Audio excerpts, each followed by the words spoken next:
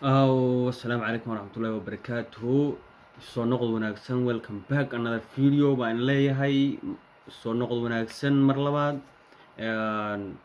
Vlog TV iyo anigoo Darwish waxaan leeyahay soo dhawaada. Waqti badan sameynaa araweyn kala maqnayn. Hasaatee hawl daruufo iska jira awgood baan u maqnaa ama hawla ii gaara hadduu Ilaahay ka dhigo. waxaan rajeynayaa caafimaad qabtaan aniguna sidoo kale aan caafimaad qabaa caafimaadkiina ka fikira waxaa iska jira xanuuno xogaa inkastoo hadda la leeyahay soo laba kaclayeen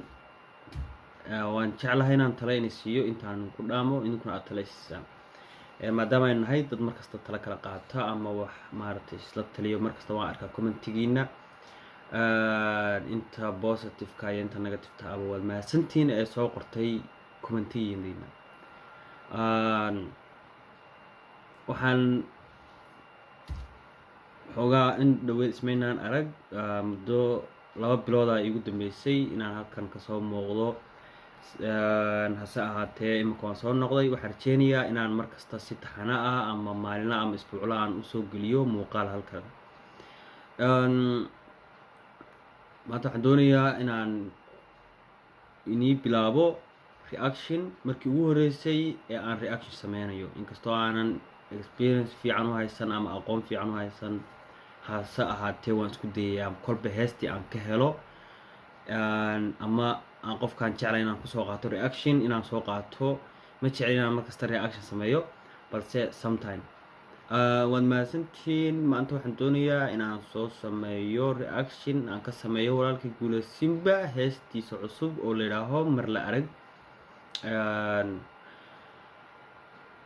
hees cusub uu soo qaaday hal maalin ka hor waxaa la yidhaahaa mar la arag waxaa daawaday aduu 200 oo kun bay kusii dhowdahay 190 25 kun ama 25 keena waxay haysataa oo like ah iyo 1 oo dislike ah Soomaalida hadda dislike-ta xoogaa waxay moodaa inay kusoo badanayaan laakiin Guuleed dislike-tu waxba kama qaban karto sababtoo ah dadka oo dhan baa jecel heestaas ayaan doonayaa maanta aan reaction ka bixino aan idhi muuq quruxda leh mar waxaan idhi macnaha gabadha muuqeeda quruxda badan mar waxaan is idhi hee ma dhirto may subax maydho dhirta oo subaxii may ama roob kolba saa u taqaanaan ama roobkiisa yaryar uwax midowliya maanka bixisay manka haddaad taqaano kusoo qor commenti manka bixisa ama se xilligay dhirtu manka bixiso deeqday maalin iyo leyl yaa ku milicsada macnaha maalin iyo leyl yaa ku milicsada habeenkii iyo maalintiiba yaa ku daawada ariyaa way dhiiqasaaye macnaha yaa let's go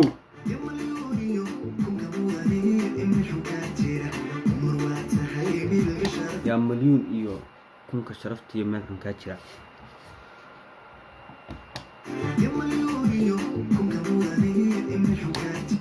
yaa milyuun iyo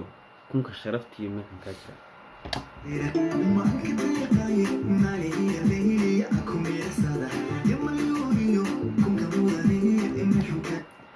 yaa milyuun iyo kunka mudan iyo meelkan kaa jira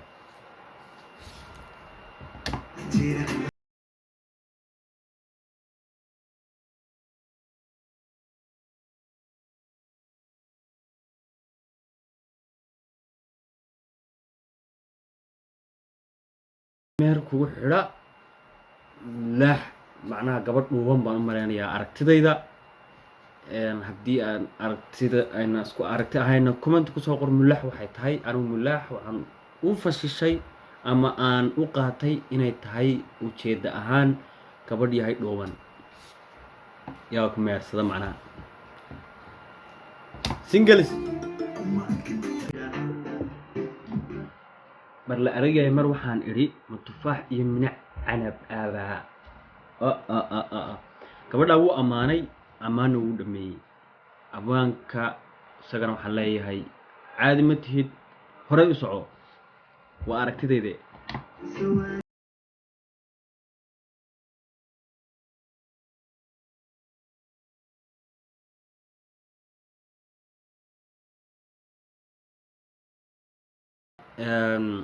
guuleed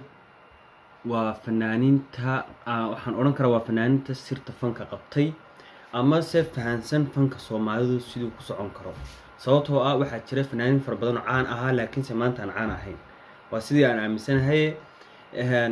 waayo guuleed waqtigu soo baxay waxaa jiray fanaaniin la soo baxay balse maanta cidna ma xiiseyso qofna ma garanayo hadduu maanta halka ka soo horbaxo qof Soomaali ma garanayaan sababtoo waxa weeye fanka Soomaalidu waxay jirtaa hal sir ah haddii aad qabato aad fanka suuqa aadan ka baxayn haddii aadan qabana suuqa ka baxdo boqolkiiba 85 fanaaniinta Soomaalidu suuqa maalmo ay haystaan kadibna way ka baxaan I don't know why laakiin sababta ma garanayo laakiinse maxaan sheegayay waxaa jira dhowr fanaan oo kooban hadday ugu badato aan 10 dhaafin oo fahmay sirta fanka aan oran karo sababtoo ah markasta iyagu dadku way xiiseeyaan waa Guuleed Simba waa Cawaale Aadan Kiin Jaamac iyo qaar kale oo badan oo dadku ay aad u jecel yihiin laakiin Guuleed wuxuu ka mid yahay kuwii ugu dambeeyay ee marnaba aan suuqa ka bixin sidoo kale waxaan leeyahay walaalkii Guuleed horay u soco horumar wanaagsan baan ku rajeynayaa iyo fanka halka higsiga uu yahay inaad ka gaadho ma jecel inaan heesta dhammaystiro reaction ahaan anoo ku sameynaya sababtoo ah inta ugu muhiimsan unbaa muhiima inaad ka hadasho waayo heesta lafteedu daawashay kaaga baahan tahay laakiinse inaan halkan ku dhiirigeliyo iyo inaan sheego ereyadu waxay ku fiican yihiin iyo sidoo kale wixii reactionkayga ama aragtidayda ah sidoo kale maxaan sheegayay heesta erayadeeda waxaa qoray Cawaale Deeqsi abaan erayo aad u fiican la weeyaan inkastoo ay tahay markii ugu horeysay aan arko ama aan maqlo magaca ama abwaanka Cawaale Deeqsi aan maqlo aan hore u dhageysan heesa uu leeyahay ama se aan aqoon aan u lahayn adoono inaan dhageystay laxanka Nabiil Bulle Nabiil waa Guuleed walaalkii aad buu laxan macaan yahay sidoo kale studio-ga meesha uu ka soo baxay waxaan filayaa ama sida aan la socday waqti horeba in uu yahay Najiib Bulle muusiga waa Xamaad Alcasaal Xamaado isaga laftiisu waa yar ama muusigayste ayaamahan suuqa si fiican ugu jira oo magaalada Muqdisho jooga heeso fiican oo top ah oo muusiga u soo tumay waan arkay keep going baan ku leeyahay horay u soco waa aragtidayda